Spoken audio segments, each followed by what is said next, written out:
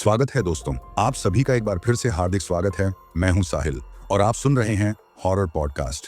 दोस्तों, आज जो कहानी मैं लेकर आया हूं उसे सुनकर आपके रोंगटे खड़े हो जाएंगे और दिल कहेगा, बस अब आगे क्या हुआ।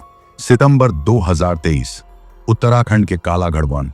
एक वन अधिकारी गायब हो गया बिना किसी निशान के, और जिस अधिकारी को उसे ढूंढने भेजा गया वो अगले 7 रातों में जो कुछ देखेगा वो आपकी नींद उड़ा देगा।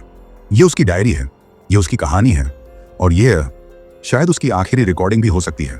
अगर आप दिल के कमजोर हैं तो यह वीडियो अभी बंद कर दीजिए, क्योंकि जो आप सुनने वाले हैं वो आपको जंगल की तरफ कभी मुड़कर नहीं देखने देगा।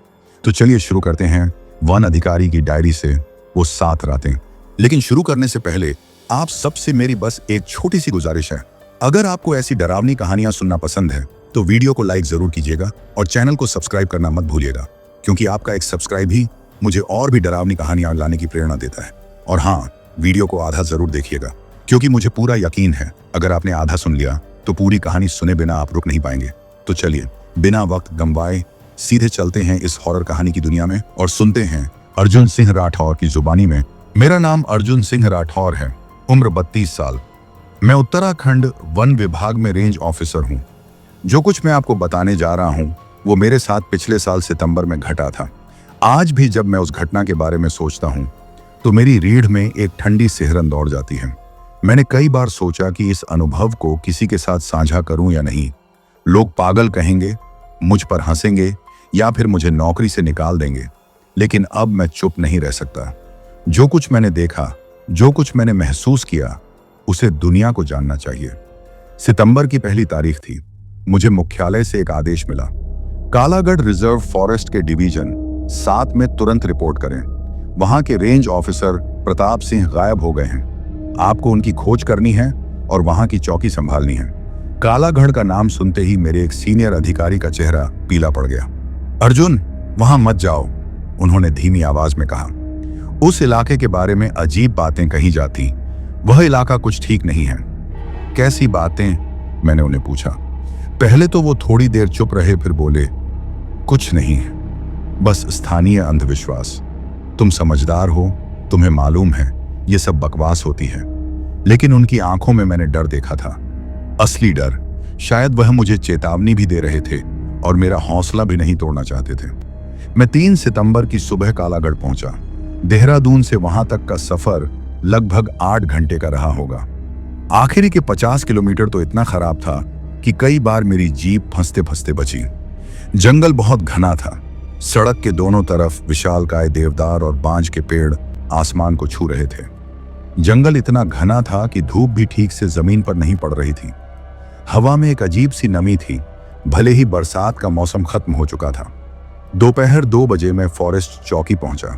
एक पुरानी लकड़ी की इमारत जो शायद अंग्रेजों के जमाने की रही होगी। उसके चारों तरफ जंगल ही जंगल। सबसे नजदीकी गांव भी 20 किलोमीटर दूर था। चौकी के बाहर 2 वन रक्षक खड़े थे, रामदीन और कल्लू। दोनों की उम्र 50 के करीब रही होगी। स्थानीय लोग थे। नमस्ते साहब, रामदीन ने हाथ जोड़े, लेकिन उसकी आंखों में स्वागत नहीं था, डर था। प्रताप सिंह कहाँ हैं? मैंने पूछा। दोनों ने एक दूसरे की तरफ देखा। साहब, वो 4 दिन पहले गश्त पर गए थे, अकेले, शाम को वापस नहीं आए। हमने खोजा बहुत की, पर कल्लू की आवाज कांप रही थी। पर क्या? साहब, उनका बैग मिला था सेंट्रल रिज के पास, बस उनका बैग और कुछ नहीं। मैंने अपना सामान अंदर रखा। चौकी में 3 कमरे थे, एक ऑफिस, एक स्टोर रूम और एक बेडरूम। बेडरूम में 2 पलंग थे। ये प्रताप साहब का बिस्तर है। रामदीन ने एक पलंग की तरफ इशारा किया। आप दूसरे पर सो सकते हैं। मैंने कमरे को ध्यान से देखा। सब कुछ सामान्य लग रहा था। एक मेज, एक कुर्सी, एक छोटी अलमारी। दीवार पर वन विभाग का कैलेंडर टंगा था। लेकिन फिर मेरी नजर मेज पर रखी एक नोटबुक पर पड़ी। मैंने उसे उठाया। वो प्रताप सिंह की डायरी थी। मैं डायरी के पन्ने पलटने ही वाला था कि रामदीन ने कहा, साहब, अंधेरा होने से पहले मैं और कल्लू गांव चले जाएंगे। यहां रात में कोई नहीं रुकता। क्यों? ड्यूटी तो 24 घंटे की है। रामदीन ने जवाब नहीं दिया, बस सिर झुका लिया।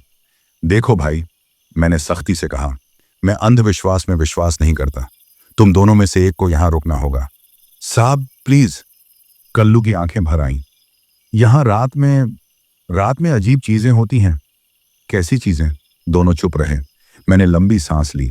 ठीक है, आज तुम जाओ, लेकिन कल से ड्यूटी रोस्टर के हिसाब से काम होगा, समझे? जी साहब। दोनों ने जल्दी जल्दी अपना सामान समेटा और चौकी से निकल गए। उनकी जीप की आवाज धीरे धीरे दूर होती गई और मैं अकेला रह गया। शाम के 5 बज रहे थे, लेकिन जंगल में ऐसा लग रहा था जैसे रात हो गई हो। मैंने चौकी की सभी बत्तियां जलाईं और जनरेटर स्टार्ट किया। फिर मैं वापस बेडरूम में आया और प्रताप सिंह की डायरी पढ़ने लगा। डायरी में मैंने पढ़ा कि 20 अगस्त, आज यहां आए 4 महीने हो गए। अभी तक इस जंगल की अजीबता की आदत नहीं हुई। रात में जो आवाजें आती हैं वो किसी भी जानवर की नहीं हो सकती। रामदीन और कल्लू कहते हैं कि यहाँ कुछ है। स्थानीय लोग इसे वनदेव का इलाका कहते हैं। मूर्खता है। डायरी में आगे लिखा था, 23 अगस्त, कल रात फिर वही आवाज आई, जैसे कोई खुरच रहा हो लकड़ी पर नाखून से। सुबह देखा तो चौकी की पिछली दीवार पर निशान थे, गहरे निशान। ऐसे कई किस्से मेरे साथ हो चुके थे। रामदीन कहता है कि गांव में एक बुजुर्ग हैं जो इस जंगल के बारे में सब कुछ जानते हैं। शायद मैं उनसे मिलूं। 26 अगस्त, आज उस बुजुर्ग से मिला। नाम है घनश्याम दत्त, 85 साल के हैं। उन्होंने कहा कि यह जंगल श्रापित है। 1947 में यहां कुछ हुआ था, कुछ ऐसा जिसने इस जंगल को हमेशा के लिए बदल दिया। उन्होंने मुझे चेतावनी दी, सेंट्रल रिज में कभी मत जाना, खासकर रात में। मैंने पूछा क्यों?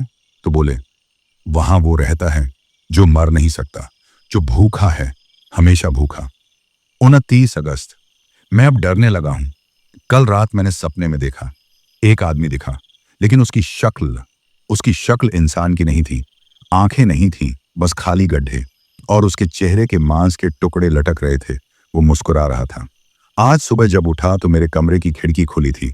मैंने रात में बंद की थी, पक्का बंद की थी। डायरी की आखिरी एंट्री 30 अगस्त की थी।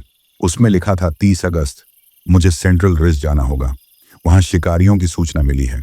मैं जानता हूं यह खतरनाक है, लेकिन यह मेरी ड्यूटी है।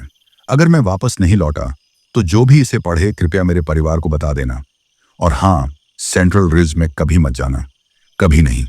मेरे हाथ कांप रहे थे। मैंने डायरी बंद की और खिड़की से बाहर देखा। अब पूरी तरह अंधेरा हो चुका था।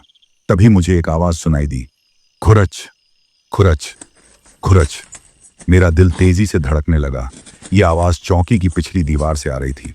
खुरच खुरच खुरच। मैंने अपना टॉर्च उठाया और धीरे धीरे बेडरूम से बाहर निकला। ऑफिस रूम पार करके मैं पिछले दरवाजे तक पहुंचा। आवाज अब रुक गई थी। मैंने टॉर्च जलाई और दरवाजा खोला। बाहर घुप अंधेरा था। टॉर्च की रोशनी में सिर्फ पेड़ों के तने दिख रहे थे। फिर मैंने दीवार पर टॉर्च की रोशनी डाली और जो मैंने देखा उससे मेरी सांस रुक गई। दीवार पर ताजा निशान थे, गहरे लंबे निशान, जैसे किसी ने पंजों से खरोंचा हो, लेकिन ये कोई जानवर के पंजे नहीं थे। ये इंसानी नाखूनों के निशान थे, बहुत लंबे नाखून। मैं वापस अंदर भागा और दरवाजा बंद कर दिया। सांसें तेज चल रही थीं। शांत हो जाओ अर्जुन, मैंने खुद से कहा। कोई जानवर होगा, भालू या कुछ और। लेकिन मैं जानता था कि भालू के नाखून ऐसे निशान नहीं बना सकते। रात के 9 बज गए थे। मैंने खाना बनाया लेकिन खा नहीं सका। भूख गायब थी। मैंने अपनी सर्विस रिवॉल्वर चेक की, 6 गोलियां थीं। रात के 11 बजे मैं बेडरूम में लेट गया। बत्ती जलाए रखी, आंखें बंद की, लेकिन नींद नहीं आई। आधी रात को फिर वो आवाज शुरू हुई, लेकिन इस बार सिर्फ खुरचने की आवाज नहीं थी। इस बार किसी के चलने की आवाज थी। चौकी की छत पर ढक ढक ढक, धीमे भारी कदम, ठीक मेरे कमरे के ऊपर। मैं बिस्तर पर जम गया, हिल नहीं सका। सांस रोक ली, कदम रुके। फिर एक नई आवाज आई, किसी के सूंघने की आवाज, जैसे कोई जानवर शिकार को सूंघता है। और तब मैंने सुना एक आवाज, धीमी, कर्कश, अजीब, अर्जुन। मेरा नाम। किसी ने मेरा नाम लिया था। मैं चीखना चाहता था, लेकिन आवाज गले में फंस गई। अर्जुन, तुम आ गए। छत पर फिर से कदमों की आवाज, ये बार खिड़की की तरफ आ रहे थे। मैंने रिवॉल्वर उठाई। हाथ इतना कांप रहा था कि मुश्किल से पकड़ में आई। खिड़की के बाहर एक साया दिखा, काला विकृत साया। फिर उस खिड़की पर कुछ थपथपाने लगा, धीरे धीरे, थप थप थप। मैंने आंखें बंद कर ली। मन में हर मंत्र, हर प्रार्थना दोहराने लगा जो मुझे याद थी। न जाने कितनी देर बाद वो आवाजें रुकी। जब मैंने आंखें खोली तो सुबह हो चुकी थी। सुबह 8 बजे रामदीन और कल्लू आए। मेरा चेहरा देखकर दोनों समझ गए। कुछ हुआ तो नहीं साहब? रामदीन ने पूछा। मैंने उन्हें सब बताया। दीवार के निशान, छत पर कदम, वो आवाज। कल्लू की आंखें फैल गईं। साहब, हम पहले ही बोले थे आपको, यहाँ रात में रुकना ठीक नहीं। वो इस इलाके में है। वो कौन? मैंने पूछा। दोनों ने फिर से एक दूसरे की तरफ देखा। साहब, आपको घनश्याम दत्त से मिलना चाहिए, रामदीन ने कहा। वही सब बता सकते हैं। ठीक है, चलो, मुझे उनके पास ले चलो। हम तीनों जीप में बैठे और गांव की तरफ चल पड़े। रास्ते में मैंने पूछा, प्रताप सिंह को तुमने आखिरी बार कब देखा था? साहब, 30 अगस्त की सुबह, कल्लू ने जवाब दिया। वो सेंट्रल रिज की तरफ गए थे। शाम तक वापस आने वाले थे, लेकिन वो कभी वापस नहीं आए। अगले दिन हमने पुलिस को खबर की। सर्च पार्टी गई। 2 दिन तक ढूंढा। बस उनका बैग मिला, एक पेड़ के नीचे, बाकी कुछ नहीं। बैग में क्या था? उनका वॉकी टॉकी, पानी की बोतल, नक्शा और उनकी डायरी का एक फटा हुआ पन्ना। क्या लिखा था उस पन्ने पर? रामदीन की आवाज कांपी। साहब, बस 2 लाइनें थीं। ये इंसान नहीं है। भगवान के लिए यहां किसी को मत भेजना। हम गांव पहुंचे। गांव छोटा था, शायद 20-25 घर। लोग गरीब थे लेकिन मेहनती लग रहे थे। हमें देखते ही कुछ लोग इकट्ठे हो गए। घनश्याम दत्त का घर गांव के आखिर में था। एक छोटी सी झोपड़ी में रहते थे। बाहर तुलसी का चौरा और दीवार पर कई देवी देवताओं की तस्वीरें थीं। बुजुर्ग बाहर चारपाई पर बैठे थे। सफेद दाढ़ी, गहरी झुर्रियां, लेकिन आंखें बहुत तेज। नए अफसर हो? उन्होंने मुझे देखते ही पूछा। जी, मैं अर्जुन सिंह राठौर हूं। बैठो, उन्होंने इशारा किया। मैं उनके सामने बैठ गया। रामदीन और कल्लू थोड़ी दूर खड़े हो गए। तुम्हें भी वो दिखा? बुजुर्ग ने सीधे पूछा लिया। मैंने कुछ सुना और निशान देखे। निशान काफी हैं। अगर तुमने उसे देख लिया तो शायद यहां ना होते। आप क्या बात कर रहे हैं? वो कौन है? घनश्याम दत्त ने लंबी सांस ली। तुम्हारे पास समय है? जी। तो सुनो, ये कहानी 1947 की है। जब देश आजाद हुआ था, उस समय यहाँ एक अंग्रेज अफसर था, मेजर जॉन हार्टले। वो यहाँ के जंगलों का इंचार्ज था। बहुत क्रूर आदमी था। स्थानीय लोगों को जानवरों से भी बदतर समझता था। बुजुर्ग रुके, फिर आगे बोले। अगस्त 1947 में जब अंग्रेज जा रहे थे तो हार्टले को भी जाना था, लेकिन जाने से पहले उसने कुछ किया, कुछ ऐसा जो माफ नहीं किया जा सकता। क्या किया? हमारे गांव की 7 लड़कियां गायब हो गईं। 7 दिनों में एक एक करके। सबसे छोटी 14 साल की थी, सबसे बड़ी 23 की। लोगों ने खूब ढूंढा लेकिन कोई सुराग नहीं मिला। फिर एक दिन हार्टले भी गायब हो गया। उसके 2 गार्ड थे, मुंशी राम और बशीर खान। दोनों ने बताया कि हार्टले ने उन्हें एक रात छुट्टी दे दी थी। कहा था कि उसे सेंट्रल रिज में कुछ काम है, अकेले जाना है। वो गया और वापस नहीं आया। तो फिर घनश्याम दत्त की आंखों में एक अजीब सी चमक आई। फिर गांव के कुछ लोगों ने हिम्मत करके सेंट्रल रिज में खोजने का फैसला किया। मैं भी उनमें से एक था। तब मैं सिर्फ 17 साल का था। और आपने क्या देखा? बुजुर्ग का चेहरा पीला पड़ गया। आज भी, इतने साल बाद भी उस याद से वो कांप गए। हमने एक पुरानी झोपड़ी देखी, जंगल के बीचों बीच। दरवाजा खुला था, अंदर से बदबू आ रही थी, ऐसी बदबू जो मैंने कभी नहीं सूंघी थी। हम अंदर गए और जो हमने देखा, बुजुर्ग रुक गए, उनकी आंखें भर आईं। वो 7 लड़कियां वहां थीं, मरी हुई, और उनके बीच में हार्टले था। वो भी मरा हुआ, लेकिन उसकी मौत साधारण नहीं थी। उसकी आंखें गायब थीं, जीभ कटी हुई थी और उसके शरीर पर अजीब से निशान थे, जैसे किसी ने उसे काटा हो। उस झोपड़ी की दीवारों पर कुछ लिखा हुआ था खून से, अंग्रेजी में। मुंशी राम को अंग्रेजी आती थी। उसने पढ़ा, I offer myself, take me not them, I am yours forever. मैं खुद को अर्पित करता हूं, मुझे ले लो, उन्हें नहीं। मैं हमेशा के लिए तुम्हारा हूं। मेरी रीढ़ में सिहरन दौड़ गई।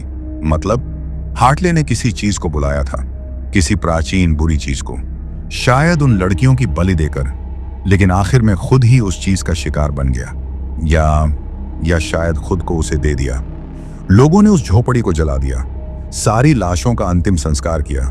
सोचा कि सब खत्म हो गया, लेकिन लेकिन लेकिन 1 महीने बाद एक शिकारी लापता हो गया, फिर 2 महीने बाद एक लकड़हारा, फिर ये सिलसिला शुरू हो गया।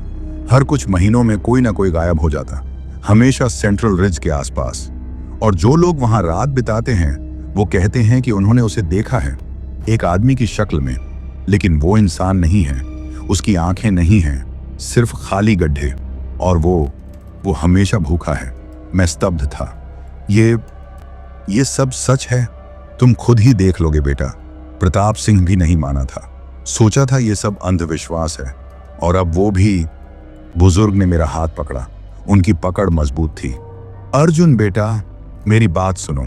तुम यहां से चले जाओ, नौकरी छोड़ दो, अपनी जान बचाओ। वो चीज वो तुम्हें मार देगी। मैं नहीं भाग सकता, मैंने कहा। ये मेरी ड्यूटी है। ड्यूटी जान से बड़ी नहीं होती, लेकिन अगर मैं भाग गया तो और कोई आएगा और उसके साथ भी वही होगा। मुझे इसे खत्म करना होगा। घनश्याम दत्त ने मेरी आंखों में देखा, फिर धीरे से मुस्कुराए।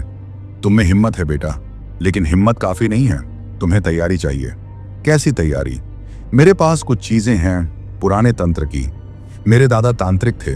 उन्होंने कुछ मंत्र, कुछ यंत्र छोड़े थे, शायद वो काम आए। बुजुर्ग अंदर गए और एक पुराना थैला लेकर आए। उसमें से उन्होंने कुछ चीजें निकाली। एक ताबीज, काले धागे, कुछ जड़ी बूटियां और एक छोटी सी किताब। ये ताबीज हमेशा पहने रहना। ये काले धागे चौकी के सभी दरवाजों और खिड़कियों पर बांध देना। इन जड़ी बूटियों को जलाना, इनका धुआं उस चीज को दूर रखेगा। और ये किताब, इसमें एक मंत्र है, बहुत शक्तिशाली लेकिन खतरनाक भी। इसका इस्तेमाल तभी करना जब कोई और रास्ता ना बचे। मैंने सारी चीजें ले ली। शुक्रिया। शुक्रिया मत करो बेटा, बस जिंदा रहो। और हाँ, एक बात और। जी, अगर तुम्हें सेंट्रल रिज जाना ही पड़े तो दिन में जाना, और सूरज डूबने से पहले वापस आ जाना। रात को वहां जाना मतलब मौत। चौकी वापस आकर मैंने सबसे पहले वही किया जो घनश्याम दत्त ने बताया था। सभी दरवाजों और खिड़कियों पर काले धागे बांधे, ताबीज गले में पहन लिया, जड़ी बूटियों को एक थाली में रखा बाद में जलाने के लिए। रामदीन और कल्लू मुझे देख रहे थे। उनकी आंखों में राहत थी। साहब, आप समझदारी की बात कर रहे हैं, रामदीन ने कहा। शाम होने से पहले मैंने दोनों से कहा, आज तुम में से एक यहां रुकेगा मेरे साथ। दोनों के चेहरे उतर गए। साहब प्लीज, ये आदेश है। कल्लू, तुम आज रुकोगे। रामदीन, तुम कल। कल्लू रोने लगा, सचमुच रोने लगा। एक 50 साल का आदमी बच्चे की तरह रो रहा था। मुझे बुरा लगा, लेकिन मैं सख्त बना रहा। देखो, हम सब मिलकर सुरक्षित रहेंगे। मैंने उपाय कर लिए हैं। शाम 6 बजे रामदीन चला गया। कल्लू और मैं चौकी में अकेले रह गए। कल्लू एक कोने में दुबका बैठा था, माला जप रहा था। मैंने जड़ी बूटियां जलाई। एक तीखी लेकिन सुगंधित खुशबू फैल गई। अजीब बात यह थी कि इस खुशबू से मुझे थोड़ा बेहतर महसूस हुआ, ज्यादा सुरक्षित। रात 8 बजे हम दोनों ने खाना खाया। कल्लू थोड़ा शांत हो गया था। साहब, एक बात बताऊं? उसने धीरे से कहा। हाँ प्रताप साहब, वो भी आपकी तरह बहादुर थे। उन्होंने भी सोचा था कि वो इसे खत्म कर देंगे, लेकिन साहब, वो चीज, वो बहुत ताकतवर है। उसे मारा नहीं जा सकता, बस उससे बचा जा सकता है। हर चीज को मारा जा सकता है कल्लू। इंसानों को हाँ, जानवरों को हाँ, लेकिन जो इंसान भी नहीं, जानवर भी नहीं, उसे कैसे मारोगे? रात के 10 बज रहे थे। सब कुछ शांत था, बहुत शांत। जंगल से कोई आवाज नहीं आ रही थी, न चिड़ियों की, न कीड़ों की, न हवा की। जैसे पूरा जंगल सांस रोक के बैठा हो। 11 बजे कल्लू ऑफिस के फर्श पर लेट गया, लेकिन उसकी आंखें खुली थीं। मैं बेडरूम में गया, अपनी रिवॉल्वर तकिए के नीचे रखी, लेकिन सोया नहीं, बस लेटा रहा, सतर्क। लगभग आधी रात हो चुकी थी, सब नॉर्मल था। तभी अचानक छत पर कदमों की आवाज आने लगी, धीमे लेकिन साफ। ढक ढक ढक, फिर वही सूंघने की आवाज, फिर वो आवाज, अर्जुन। लेकिन इस बार कुछ अलग था। वो चीज, वो ज्यादा देर तक रुकी, छत पर घूमती रही, खिड़कियों पर थपथपाती रही, दरवाजे खुलवाने की कोशिश करती रही, लेकिन अंदर नहीं आ सकी। काले धागे काम कर रहे थे, जड़ी बूटियों का धुआं काम कर रहा था। लगभग 1 घंटे तक वो कोशिश करता रहा अंदर आने की, फिर अचानक सब रुक गया। मैंने राहत की सांस ली, लेकिन तभी ऑफिस रूम से एक चीख सुनाई दी, कल्लू की चीख। मैं तुरंत दौड़कर बाहर आया। कल्लू खिड़की के पास खड़ा था, कांप रहा था, उसकी उंगली बाहर की तरफ थी। वो वहां है साहब, देखिए। मैंने खिड़की से बाहर देखा और मेरा दिल लगभग रुक गया। जंगल के किनारे पेड़ों के बीच कुछ खड़ा था, एक आकृति, मानव जैसी लेकिन विकृत, बहुत लंबी, शायद 7-8 फुट, और वो हमें देख रही थी। मैंने टॉर्च उठाई और उस तरफ रोशनी डाली। टॉर्च की रोशनी में मैंने उसे साफ देखा, और जो मैंने देखा वो मैं कभी नहीं भूल सकता। वो इंसान की शक्ल में था, लेकिन उसकी त्वचा सड़ी हुई थी, जगह जगह से मांस गिरा हुआ था, हड्डियां दिख रही थी, और उसकी आंखें, घनश्याम दत्त सही कह रहे थे, आंखें नहीं थी, बस 2 खाली काले गड्ढे। लेकिन सबसे डरावनी बात उसकी मुस्कान थी। वो मुस्कुरा रहा था, एक चौड़ी अप्राकृतिक मुस्कान। उसके दांत साधारण नहीं, नुकीले नाखून जैसे। वो बस खड़ा रहा, हमें देखता रहा, मुस्कुराता रहा, फिर धीरे धीरे पेड़ों में गायब हो गया। कल्लू बेहोश हो गया। मैंने उसे चारपाई पर लिटाया। मेरे हाथ अभी भी कांप रहे थे। मैंने उसे देख लिया था, उस चीज को देख लिया था जो प्रताप सिंह को ले गई, जो पिछले 4 महीनों से इस जंगल में थे, और अब वो मुझे ले जाना चाहता था। सुबह कल्लू घर चला गया, बुखार आ गया था उसे। मैं उसे जबरदस्ती नहीं रोक सकता था। रामदीन आया तो मैंने उसे कल रात की बात बताई। उसका चेहरा और भी ज्यादा पीला पड़ गया। साहब, अब तो आप समझ गए होंगे, यहां से चले जाइए, इस्तीफा दे दीजिए। नहीं रामदीन, मैं नहीं भागूंगा। तो फिर मुझे सेंट्रल रिज जाना होगा। क्या साहब, वहां जाना मतलब मौत। प्रताप सिंह को ढूंढना मेरी जिम्मेदारी है, और उस चीज को, उसे खत्म करना होगा। साहब, वो मर नहीं सकता, वो पहले से मरा हुआ है। हर चीज का एक कमजोर पॉइंट होता है रामदीन, बस उसे ढूंढना होगा। दोपहर 1 बजे मैं तैयार हो गया। बैकपैक में पानी, खाना, टॉर्च, मेडिकल किट, रस्सी और घनश्याम दत्त की दी हुई चीजें, रिवॉल्वर कमर में, एक बड़ा चाकू भी साथ लिया। साहब, मैं आपके साथ चलता हूं, रामदीन ने कहा। मैं चौंका। तुम? जी साहब, अकेले मत जाइए, 2 लोग होंगे तो बेहतर है। मैंने उसके कंधे पर हाथ रखा। शुक्रिया रामदीन, लेकिन नहीं, अगर मुझे कुछ हो गया तो कम से कम तुम लोग बता सकोगे कि यहां क्या हुआ। तुम यहीं रुको। अगर मैं शाम 6 बजे तक वापस नहीं आया तो पुलिस को बुला लेना। दोपहर 2 बजे मैं चल पड़ा। चौकी से सेंट्रल रिज की दूरी लगभग 8 किलोमीटर थी, घने जंगल से होकर। कोई पक्की सड़क नहीं, बस पगडंडी। पहले 2-3 किलोमीटर सामान्य थे, पक्षियों की आवाजें, कीड़ों की आवाजें, हवा की सरसराहट। जंगल जिंदा था, लेकिन जैसे जैसे मैं आगे बढ़ता गया चीजें बदलने लगी। आवाजें कम होती गईं, हवा ठंडी और भारी होती गई, पेड़ों का रंग बदलने लगा जैसे वो बीमार हों। पत्तियां पीली, तने पर काली फफूंदी, और एक अजीब सी बदबू, जैसे कुछ सड़ रहा हो। 4 किलोमीटर के बाद मैं एक जगह रुका। यहाँ एक पुराना बोर्ड था, जमीन पर गिरा हुआ। उस पर लिखा था, सावधान, आगे जाना मना है, खतरनाक इलाका। मैंने पानी पिया और आगे बढ़ गया। 5 किलोमीटर पर मुझे पहली चीज मिली, एक बैकपैक, फटा हुआ, गंदा। उसमें से कुछ कपड़े और एक पहचान पत्र निकला, प्रताप सिंह का पहचान पत्र। मैं सही रास्ते पर था। 6 किलोमीटर यहां से सेंट्रल रिज शुरू हो गई थी, पहाड़ियों की एक श्रृंखला, घने जंगल से ढकी हुई, और यहीं मुझे वो झोपड़ी दिखी। घनश्याम दत्त ने जिसके बारे में बताया था, वो पुरानी झोपड़ी।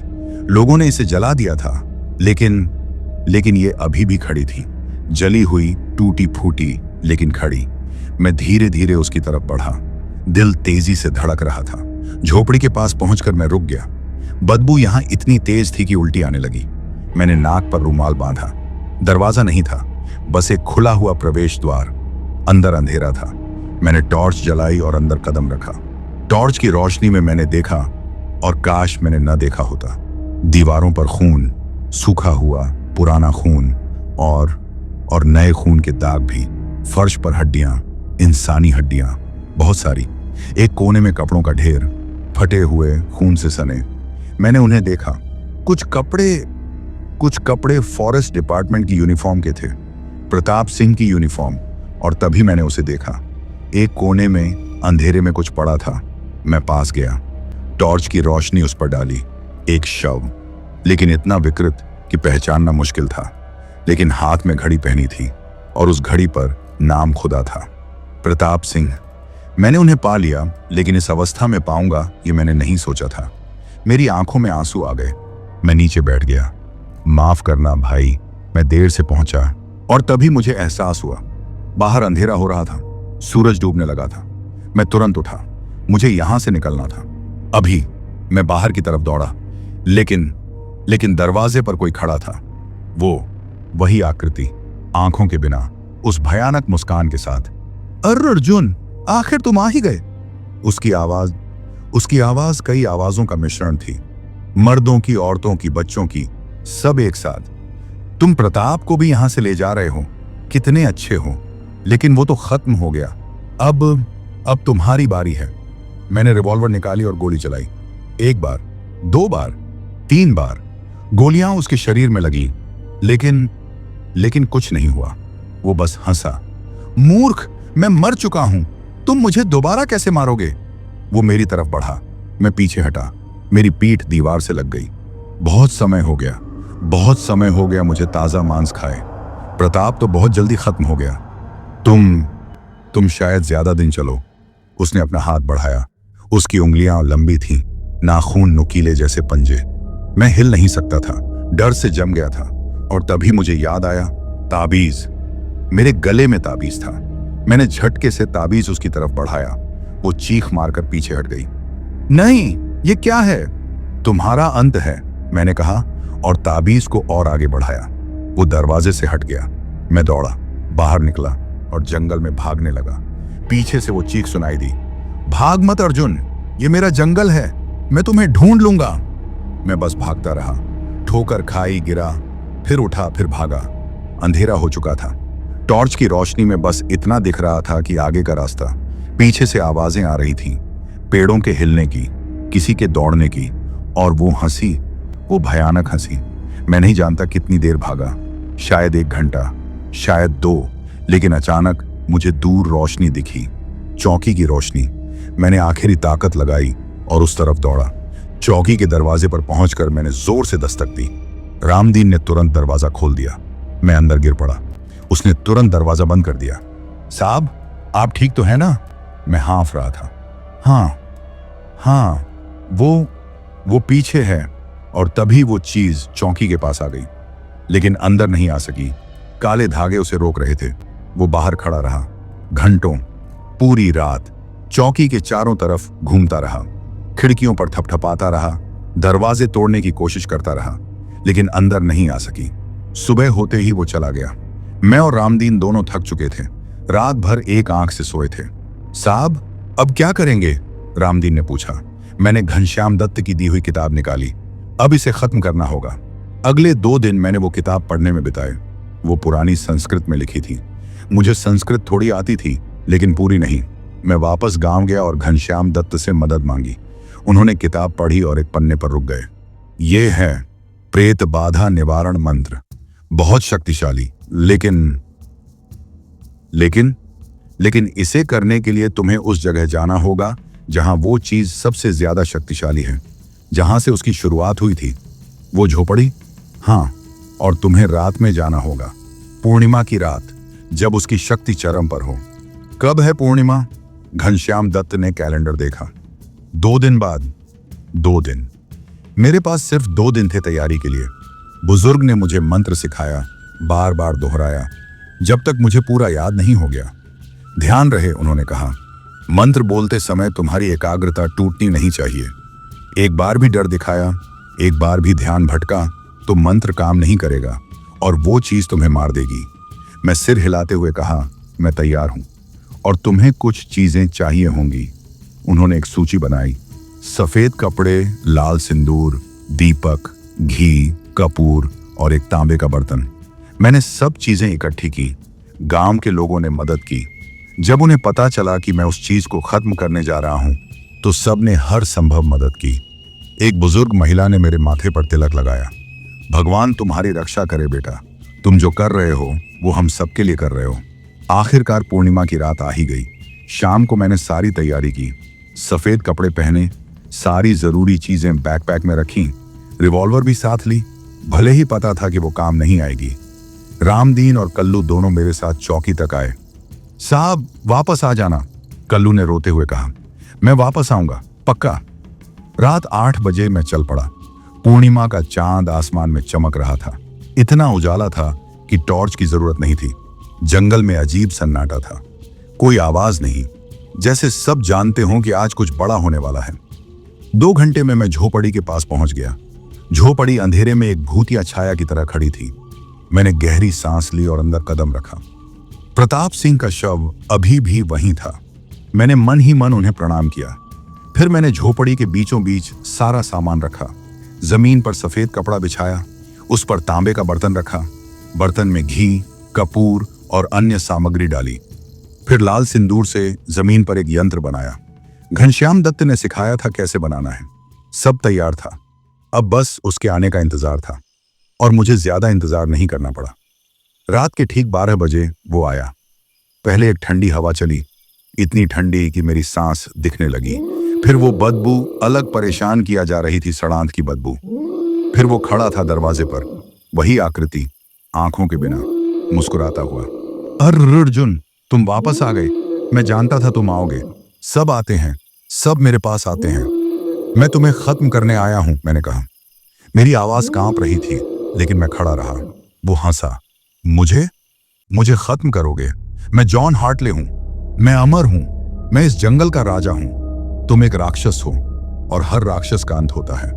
मैंने दीपक जलाया और मंत्र शुरू कर दिया। जैसे ही मैंने मंत्र शुरू किया, वो चिल्लाने लगा, नहीं, ये क्या कर रहे हो? वो मेरी तरफ बढ़ा, लेकिन यंत्र की सीमा में नहीं आ सका। जैसे एक अदृश्य दीवार हो। मैं मंत्र बोलता रहा, तेज, स्पष्ट, बिना रुके। वो झोपड़ी में इधर उधर दौड़ने लगा, चीखने लगा, दीवारों पर पंजे मारने लगा। नहीं, तुम मुझे खत्म नहीं कर सकते, मैं हमेशा रहूंगा, हमेशा। यह कहकर वह दरवाजे की तरफ भागने ही वाला था कि उससे पहले मैंने सिंदूर उठाया और दरवाजे की दहलीज पर फेंक दिया। जैसे ही उसका पैर सिंदूर पर पड़ा, वह जोर से चिल्लाया और गिर पड़ा। मैं रुका नहीं, बस मंत्र बोलता रहा। दीपक की लौ तेज होने लगी, यंत्र चमकने लगा, तांबे के बर्तन में सामग्री धधकने लगी, और तभी उसके शरीर में दरारें आने लगी, जैसे वो टूट रहा हो। नहीं नहीं, प्लीज मुझे जाने दो, मैं इस जंगल से चला जाऊंगा, कसम खाता हूं। लेकिन मैं रुका नहीं। मैं माफी मांगता हूं, उन 7 लड़कियों से माफी मांगता हूं, प्रताप सिंह से माफी मांगता हूं, सबसे माफी मांगता हूं। प्लीज प्लीज मुझे जाने दो। लेकिन बहुत देर हो चुकी थी, 70 साल देर हो चुके थे। मैंने मंत्र का आखिरी भाग बोला, तेज आवाज में, पूरी शक्ति से। एक तेज रोशनी हुई, इतनी तेज कि मुझे आंखें बंद करनी पड़ी। एक चीख जो धरती से आसमान तक गूंजी। हजारों आवाजों की चीख, 7 लड़कियों की आवाजें, प्रताप सिंह की आवाज, और उन सभी की आवाजें जो पिछले 70 सालों में इस राक्षस का शिकार बने थे। जब मैंने आंखें खोली तो झोपड़ी में सन्नाटा था। वो गायब हो गई थी। बस जमीन पर काली राख पड़ी थी। मैं उठा, पूरा शरीर दर्द कर रहा था, जैसे मैंने घंटों युद्ध किया हो। तभी मुझे कुछ महसूस हुआ। झोपड़ी में कुछ बदल गया था। वो भारीपन, वो अंधकार, वो बुराई की मौजूदगी, सब गायब हो गई थी। मैं बाहर आया, चांद अभी भी चमक रहा था, लेकिन अब जंगल अलग लग रहा था, हल्का, शांत, मुक्त। दूर से एक उल्लू की आवाज आई, फिर झींगुरों की आवाज। जंगल फिर से जिंदा हो गया था। मैं वापस झोपड़ी में गया, प्रताप सिंह के शव के पास घुटनों पर बैठ गया। आप अब शांति से रह सकते हैं, मैंने धीरे से कहा। वो चीज खत्म हो गई, हमेशा के लिए। मैंने उनके शव को सफेद कपड़े में लपेटा, उसे अपनी पीठ पर उठाया और वापस चौकी की तरफ चल पड़ा। सुबह 5 बजे मैं चौकी पहुंचा। रामदीन और कल्लू दोनों बाहर बैठे थे। मुझे देखते ही दोनों दौड़ कर आए। साहब, आप ठीक हैं? रामदीन ने पूछा। हाँ, और वो खत्म हो गया। दोनों की आंखों में आंसू आ गए। उन्होंने प्रताप सिंह के शव को देखा। चलो इन्हें घर ले चलते हैं, मैंने कहा। प्रताप सिंह का अंतिम संस्कार हुआ। पूरा गांव इकट्ठा हुआ। उनके परिवार को मैंने सब कुछ बताया, सच, पूरा सच। शुरू में उन्हें विश्वास नहीं हुआ, लेकिन जब घनश्याम दत्त और गांव वालों ने भी पुष्टि की तो उन्हें मानना पड़ा। प्रताप सिंह की पत्नी ने मेरा हाथ पकड़ा। आपने उसे खत्म कर दिया जिसने मेरे पति को मारा। शुक्रिया, कम से कम अब मुझे शांति मिलेगी कि उनकी मौत बेकार नहीं गई। अगले 3 दिन मैं चौकी में रहा, अकेला, लेकिन अब डर नहीं था। चौथी रात बिल्कुल शांत थी। कोई खुरचने की आवाज नहीं, कोई कदमों की आवाज नहीं, कोई आवाज मेरा नाम नहीं ले रही थी। 5वीं रात भी वैसी ही थी। मैं चैन की नींद सोया। महीनों बाद 6ठी रात को मैं चौकी की छत पर बैठा था, तारे गिन रहा था। जंगल से ठंडी ताजी हवा आ रही थी। एक हिरण चौकी के पास से गुजरा। उसने मुझे देखा लेकिन भागा नहीं। सब ठीक हो गया, मैंने खुद से कहा। आखिरकार सब ठीक हो गया। 7वीं रात, मेरी आखिरी रात कालागढ़ में। अगले दिन मुझे वापस मुख्यालय जाना था। शाम को गांव वाले आए। घनश्याम दत्त भी उनके साथ थे। सब मिठाई और फूल लेकर आए थे। अर्जुन बेटा, बुजुर्ग ने कहा, तुमने वो किया जो 70 सालों में कोई नहीं कर पाया। तुमने इस जंगल को मुक्त कर दिया, इस गांव को मुक्त कर दिया। हम सब तुम्हारे आर्णी हैं। मैंने सिर्फ अपनी ड्यूटी की, मैंने कहा। नहीं बेटा, तुमने अपनी जान की परवाह के बिना एक राक्षस से लड़ाई की। ये ड्यूटी से बढ़कर है, ये साहस है, ये बलिदान है। उस रात गांव वालों ने चौकी में एक छोटी सी पूजा की, शांति की पूजा, मुक्ति की पूजा। रामदीन और कल्लू भी रुके। पहली बार उनकी आंखों में डर नहीं था। साहब, कल्लू ने कहा, अब हम यहां रात में भी रुक सकते हैं। डर नहीं लगता अब। रात को हम सब बाहर बैठे थे, अलाव जलाया था, चाय पी रहे थे, बातें कर रहे थे। घनश्याम दत्त ने पुरानी कहानियां सुनाई, अच्छी कहानियां, भूत प्रेत की नहीं बल्कि वीरता और प्रेम की। आधी रात को सब चले गए। मैं अकेला रह गया। मैं बेडरूम में गया। प्रताप सिंह के बिस्तर को देखा। उनकी डायरी अभी भी मेज पर पड़ी थी। मैंने डायरी उठाई और अपने हाथों से आखिरी खाली पन्ने पर कुछ लिखा कि 7 सितंबर, आज 7वीं रात है। वो चीज खत्म हो गई। जॉन हार्टले का अंत हो गया। इस जंगल में अब फिर से शांति है। प्रताप भाई, आप अब शांति से रहें। आपकी कुर्बानी व्यर्थ नहीं गई। मैं कल यहां से जा रहा हूं, लेकिन इन 7 रातों को मैं कभी नहीं भूलूंगा। ये रातें मुझे सिखा गई कि अंधकार कितना भी गहरा क्यों ना हो, प्रकाश हमेशा जीतता है। बुराई कितनी भी शक्तिशाली क्यों ना हो, अच्छाई हमेशा जीतती है। और सबसे महत्वपूर्ण, डर से भागना समाधान नहीं है, डर का सामना करना होता है। अर्जुन सिंह राठौर। तो दोस्तों, कैसी लगी आज की कहानी? अगर अच्छी लगी हो तो वीडियो को लाइक करें, चैनल को सब्सक्राइब करें, बेल आइकॉन प्रेस करें, कमेंट में अपनी राय जरूर दें। मिलेंगे अगली कहानी में। तब तक खुद का ख्याल रखना।